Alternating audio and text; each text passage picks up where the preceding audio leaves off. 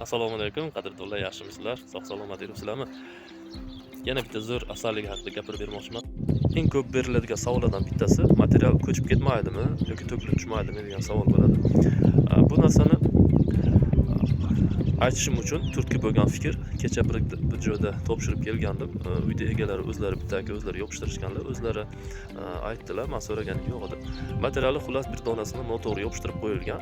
Ertasiga bilmasam yopishtirib ko'chirganlarida, xullas ko'chirganlarida tagidagi gruntovkasi, tagidagi ana shu tuka-turkani bir qismini birgalikda ko'chirib oldi deb materialning mustahkamligi haqida o'zlari ta'kidlab aytib o'tdilar. Ana shuning uchun mana shu narsa haqida gapirib o'tish meni hayolimga bir keldi hozir. Material plitka holati bo'lganligi uchun devorga juda qattiq yopishadi. Birinchi sababi, ikkinchi sababi montaj uchun ishlatiladigan akrilovый klayimizda juda kuchli bog'lovchilik xususiyati bor. Shuning uchun ham materialni devorda mahkamligi juda ham kuchli bo'ladi. Albatta ko'chish mumkin. Biron kishi qasddan borib mana shu narsani ko'chiraman deb agar harakat qilinsa, albatta bu narsa nafaqat bizning material, boshqa narsani ham ko'chirib olish mumkin.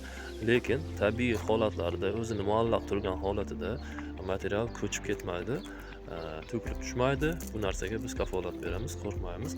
Xudo xolasa. Endi beayb Parvardigor agar bizning aybimiz bilan shunaqa holatlar bo'ladigan bo'lsa, biz bu aybimizni to'g'rilashga har doim tayyormiz.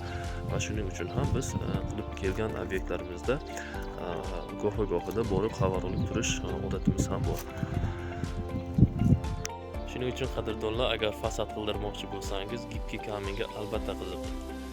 Material mustahkam, chiroyli va uzoq yillar xizmat qiladi. Yaqinlaringizga ham tavsiya qiling. E'tiboringiz uchun rahmat.